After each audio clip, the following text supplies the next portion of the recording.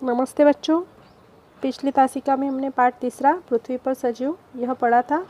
उसमें हमने पृथ्वी की उत्पत्ति किस प्रकार से हुई है, पृथ्वी की उत्पत्ति के बाद पृथ्वी पर सजीवों की उत्पत्ति किस प्रकार से हुई है, और फिर उसमें प्राणी जगत, पृथ्वी पर प्राणी जगत यह हमने देखा था, और प्राणियों की विशेषताएं भी हमने देखी। तो आज के पाठ में हम लोग विकासवाद, पाठ चौथा विकासवाद मतलब विकास मतलब क्या, यह हम लोग इस पाठ में पढ़ेंगे। किस प्रकार से प्राणियों में विकास होते गया, यह हम सजीवों में विकास होते गए, यह हम इस पाठ में पढ़ेंगे। इस पाठ में अभी हम लोगों को 3 मुद्दे पढ़ने हैं, इसको हम लोग विस्तार से पढ़ेंगे। तो पहला मुद्दा क्या है, विकास की अवधारणा, और दूसरा मुद्दा है प्राणियों के विकास के चरण, और तीसरा मुद्दा है मानव सदृश वानर। तो अभी हम सबसे पहला मुद्दा शुरू करते हैं, विकास की अवधारणा। अभी विकास मतलब क्या, यह हम सबसे पहले देखेंगे। विकास शब्द जो है सामान्यतः उसका जो अर्थ है वो कैसे, निरंतर और धीमी गति से होने वाला परिवर्तन। मतलब जो परिवर्तन निरंतर होते रहता है, सतत होते रहता है, कंटिन्यू होते रहता है, और जो बहुत धीमी गति से स्लो होते रहता है, उसे क्या कहते हैं, विकास कहते हैं। सजीवों के जीवन में हुए विकास की अवधारणा का स्पष्टीकरण इस प्रकार से दिया गया। मतलब सजीवों के जीवन में जो विकास का अवधारणा हुई है वो नीचे तरह से उसका स्पष्टीकरण दिया गया है। पर्यावरण में होने वाले परिवर्तनों के साथ समन्वय मतलब समायोजन करने और अपने अस्तित्व को बनाए रखने के प्रयास में किसी विशिष्ट प्राणी की शारीरिक संरचना में कुछ आंतरिक परिवर्तन होते रहते हैं। मतलब क्या है, पर्यावरण में परिवर्तन होते हैं उसके साथ समायोजन करने के लिए, मतलब हम लोग क्या, जो सजीव है वो पर्यावरण में ही रहते हैं। अभी पर्यावरण में जिस तरह से परिवर्तन होते रहेगा, वैसे हमें सजीवों को भी वैसे परिवर्तन अपने शरीर में करना पड़ेगा, नहीं तो हम पर्यावरण और सजीवों में समायोजन नहीं कर पाएंगे। इसलिए क्या करना पड़ता है, पर्यावरण में होने वाले परिवर्तनों के साथ समन्वय मतलब समायोजन करने और अपने अस्तित्व को बनाए रखने के प्रयास में, मतलब अपना अस्तित्व इस पर्यावरण के साथ बनाए रखने के लिए किसी विशिष्ट प्राणी की शारीरिक संरचना में कुछ आंतरिक परिवर्तन होते रहते हैं। मतलब क्या, जो प्राणी रहते हैं उनके शरीर में आंतरिक परिवर्तन होते रहते हैं। क्यों होते रहते हैं, पर्यावरण के साथ समतोल रखने के लिए, समन्वय रखने के लिए, और अपने अस्तित्व को बनाए रखने के लिए। कालांतर में वही परिवर्तन उस प्राणी वर्ग की आने वाली पीढ़ियों में आनुवंशिक रूप धारण करते हैं। मतलब जो परिवर्तन होते हैं फिर कालांतर से क्या होता है, वही जो परिवर्तन रहते हैं जो प्राणी में हुए हैं, वही परिवर्तन उनकी जो आने वाली पीढ़ियाँ रहती है उनको भी वही परिवर्तन आनुवंशिक रूप से मिलता है। इस प्रकार मूल प्राणी वर्ग से कुछ विभिन्न विशेषताओं वाली एक नई प्रजाति की उत्पत्ति होती है। इससे क्या होता है, एक नई प्रजाति की उत्पत्ति होती है। यह नई प्रजाति मूल प्राणी की प्रजाति से अधिक विकसित रहती है। मतलब जो पहले की प्राणी प्रजाति रहती है इससे ज़्यादा विकसित यह जो नई वाली प्रजाति रहती है वह ज़्यादा विकसित रहती है। इस प्रक्रिया में कई बार मूल प्राणी की प्रजाति नष्ट हो जाती है। यह जो प्रक्रिया होती रहती है पर्यावरण के साथ, तो उसमें क्या होता है, कई बार जो मूल प्रजाति रहती है वो नष्ट हो जाती है। कई बार मूल प्राणी की प्रजाति से एक से अधिक विकसित प्रजातियाँ उत्पन्न होती है। मतलब जो मूल प्रजाति रहती है उससे क्या होता है, कई बार एक से ज़्यादा प्रजातियाँ भी उत्पन्न हो जाती है। विकास की यह अवधारणा स्पष्टता से पहली बार चार्ल्स डार्विन नामक वैज्ञानिक ने प्रस्तुत की। यह जो विकास की अवधारणा है यह सबसे पहले किसने प्रस्तुत की है, क्या नाम है उस वैज्ञानिक का, चार्ल्स डार्विन। ये जो वैज्ञानिक है इन्होंने ही पहले होने वाले प्राणियों में होने वाले परिवर्तन की प्रस्तुति की है। अभी देखते हैं, जो प्रजातियां बदलते पर्यावरण के साथ समन्वय करने में सक्षम होती है उनका अस्तित्व बना रहता है। मतलब जो प्रजातियां हैं जो पर्यावरण के साथ बदलते, खुद को भी बदलती है, तो वही जो प्रजातियां हैं वो उनका ही अस्तित्व बना रहता है।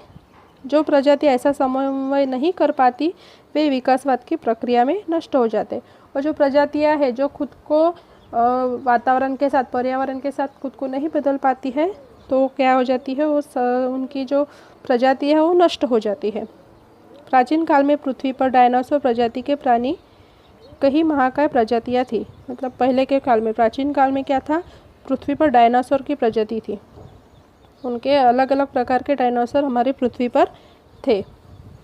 कहा जाता है कि ये सारी प्रजातियाँ अचानक नष्ट हो गई। मतलब वो जो डायनासोर की प्रजातियाँ थी वो क्या हो गई, अचानक से नष्ट हो गई।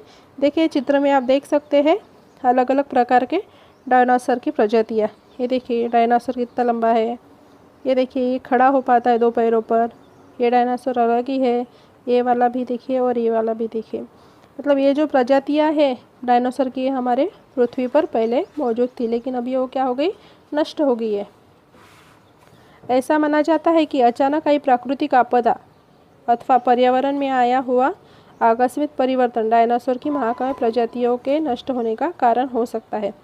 मतलब ऐसी प्रजातियाँ जो है डायनासोर की अचानक से नष्ट क्यों हो गई, तो क्यों हो गई है कि अचानक हमारे प्राकृतिक आपदा आई है, या फिर पर्यावरण में आकस्मिक अचानक से कोई बदल हुआ है जो डायनासोर खुद को उसके साथ नहीं बदल पाए, तो इसलिए क्या हो गया, डायनासोर की जो प्रजातियाँ थी वो पूरी तरह से नष्ट हो गई है। पंख वाले डायनासोर के अश्मीभूत अवशेष पाए गए हैं। मतलब जो ऐसा माना जाता है कि पंख वाले भी डायनासोर थे, उनके जो अवशेष है, कंकाल है, वो पाए गए हैं। माना जाता है कि 2 पाँवों पर चलने वाले तथा पंख युक्त डायनासोर की कुछ प्रजातियां विकसित हुई और उनमें उससे कुछ पक्षी उत्पन्न हुए।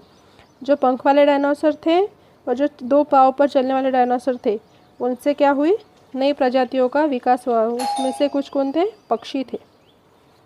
देखिए डायनासोर का कंकाल, मतलब डायनासोर तो नष्ट हो गए लेकिन उसका जो कंकाल था वो हमारे वैज्ञानिकों को मिला है, और वो कंकाल इस प्रकार से था। ये देखिए उड़ने वाले डायनासोर, पंख वाले, जिनको पंख थे, ऐसे उनका काल्पनिक चित्र यहाँ पर दिया गया है। अभी देखते हैं दूसरा पॉइंट, प्राणियों के विकास के चरण। सजीव जगत के निर्माण का प्रारंभ एक कोशीय आदि जीव से हुआ, यह हमने पिछले पाठ में देखा है। आदि जीव से बहुपेशीय सजीव उत्पन्न हुए। बहुपेशीय सजीव धीरे धीरे विकसित होते गए। इस प्रक्रिया में विभिन्न प्रजातियों की वनस्पतियाँ और प्राणी उत्पन्न हुए। मतलब क्या है, सजीव जगत के निर्माण का प्रारंभ एक कोशीय आदि जीव से हुआ। हमने पिछले तासिका में तीसरे पाठ में पढ़ा था कि जो सजीव थे पहले के, वो एक कोशीय थे और उनका जन्म कहाँ हुआ था, पानी के अंदर हुआ था। आदि जीव से बहुपेशीय सजीव उत्पन्न हुए। जो आदि जीव थे, जो एक पेशीय सजीव थे, उनसे क्या हुआ, बहुपेशीय सजीव उत्पन्न हुए।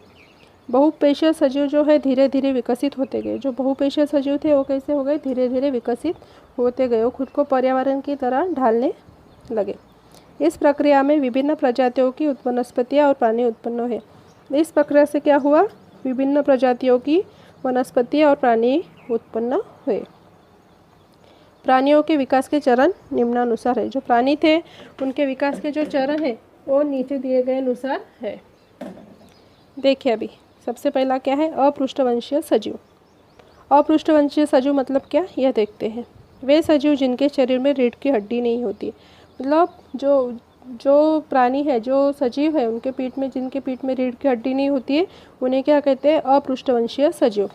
जिसमें घोगा, मतलब ये जो गोगल गाय है, इसके पीठ में रीढ़ की हड्डी नहीं होती है, इसलिए वो क्या है, अपृष्ठवंशीय सजीव है।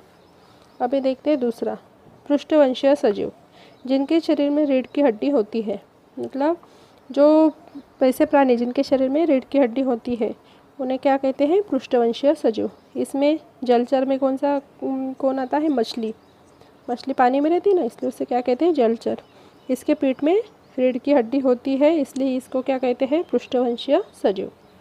अभी उभयचर मतलब जो जल में भी रहते हैं और ज़मीन पर भी रहते हैं, जल में और भूमि पर विवरण करने वाले, जैसे कि मेंढक के पीठ में भी रीढ़ की हड्डी होती है, इसलिए उसको भी क्या कहते हैं, पृष्ठवंशीय सजीव कहते हैं। अभी पक्षी वर्ग में ये जो प्राणी है, पक्षी है सॉरी, इनके भी पीठ में क्या होती है, रीढ़ की हड्डी होती है, इसलिए वो भी क्या है, पृष्ठवंशीय सजीव।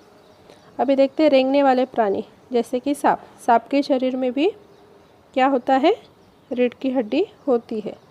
सस्तन प्राणी जैसे कि गाय, जो बच्चों को दूध पिलाती है उन्हें क्या कहते हैं, सस्तन प्राणी। इनके भी पीठ में क्या होते हैं, रीढ़ की हड्डी होती है। अभी सस्तन प्राणी के बारे में देखेंगे। पृष्ठवंशीय सजीवों की प्रजाति में सबसे अधिक विकसित चरण सस्तन प्राणी का है। मतलब जो पृष्ठवंशीय सजीव है, मछली, उभयचर में मेंढक, पक्षी, सांप, गाय, इनमें सब में सबसे ज़्यादा विकसित प्रजाति किसकी है, सस्तन प्राणी की। मतलब गाय, भैंस, ये जो प्राणी है, इनकी बकरी, इनकी जो है वो ज़्यादा से ज़्यादा विकसित प्रजाति है। गर्भ में शिशु की पूर्ण वृद्धि होने पर माँ का उस शिशु को जन्म देना, जन्म के बाद उस शिशु को कुछ समय तक माँ के स्तनपान द्वारा पोषण होना, यह अधिकांश सस्तन प्राणियों की महत्वपूर्ण विशेषता है। मतलब सस्तन प्राणी की क्या विशेषताएं हैं, बच्चों को जन्म देना, पेट के अंदर कुछ महीनों तक पालना, उसके बाद उनको जन्म देना और अपने दूध पर बच्चों का विकास करना, बच्चों को बहुत दिनों तक अपने ही दूध पर रखना, यह सस्तन प्राणियों की विशेषताएं है। बतख, चोचू, प्लेटिपस सस्तन प्राणी तथा चिटिखाऊ एंड पेटर प्राणी भी की कुछ प्रजातियां इसमें अपवाद है। यद्यपि ये प्राणी सस्तन है फिर भी अंडे देते हैं। मतलब ये जो प्राणी है, बतख, चोचू और चिटिखाऊ, इन प्राणियों को स्तन है लेकिन फिर भी ये क्या देते हैं, अंडे देते हैं। अपने पेट के अंदर शिशुओं का विकास नहीं करते हैं। अभी देखते हैं मानव सदृश वानर। मानव सदृश वानर से तात्पर्य मानव से समानता रखने वाले वानर है। मतलब जो हमारे मानव है उनके साथ साथ समानता रखने वाले वानर को क्या कहते हैं, मानव सदृश वानर है। इसी को ऐप बंदर कहते हैं। इसी को क्या कहते हैं, ऐप बंदर भी कहते हैं। मानव सदृश वानर प्रजाति का निवास मुख्यतः पेड़ पर ही था। मतलब जो ये मानव सदृश वानर थे, मतलब मानव की तरह दिखने वाले, समानता रखने वाले जो वानर थे, इनका निवास कहाँ पर था, पेड़ पर था। जो प्रजातियाँ पेड़ पर रहती थी उनमें परिवर्तन होने का कोई कारण नहीं था, अतः उनका मूल वानर स्वरूप वैसा ही रहा। परंतु उनकी कुछ प्रजातियों के लिए घास वाले प्रदेश में पेड़ के बदले भूमि पर रहना आवश्यक था। अभी जो पेड़ पर रहते थे उनके बीच अंदर कुछ भी परिवर्तन नहीं हुआ, लेकिन उनके ही साथ वाले जो कुछ प्राणी थे जो भूमि वाले, ज़मीन वाले प्रदेश में रहते थे, घास वाले प्रदेश में रहते थे, उनके इसमें क्या हुआ, बहुत सारे परिवर्तन हुए। वे जो प्रजातियाँ थी वो विकसित हो गई। उनसे क्रमशः विकसित होते होते मानव की प्रजाति अस्तित्व में आई। मतलब वो जो घास वाले जगह पे या भूमि पर रहने वाले जो वानर थे, वो जो क्या हुआ, उनमें धीरे धीरे प्रगति हुई और वो मानव की प्रजाति में अस्तित्व में आई। मतलब उससे क्या हुआ, मानव की प्रजाति अस्तित्व में आई। पर सबसे पहले अफ्रीका महाद्वीप में घटित हुआ। जो अफ्रीका का महाद्वीप है वहाँ पर ये सब पहले हुआ। उसी मानव को हम आदि मानव कहते थे। जो मानव थे, जो बंदर से, वानर से इंसान बने थे, मानव बने थे, उसे क्या कहते हैं, आदि मानव कहते हैं। आदि का अर्थ प्रारंभ का होता है। आदि मतलब प्रारंभ, पहले से। अगले पार्ट में हम मानव की विकास यात्रा का अध्ययन करेंगे। तो अभी यहाँ तक हमने देखा है, तो अगले पार्ट में हम लोग मानव की विकास की यात्रा का अध्ययन करेंगे। अभी आपको प्रश्नों के उत्तर ढूंढने हैं, फिर उसके बाद हम लोग उसको हल करेंगे। ठीक है, धन्यवाद।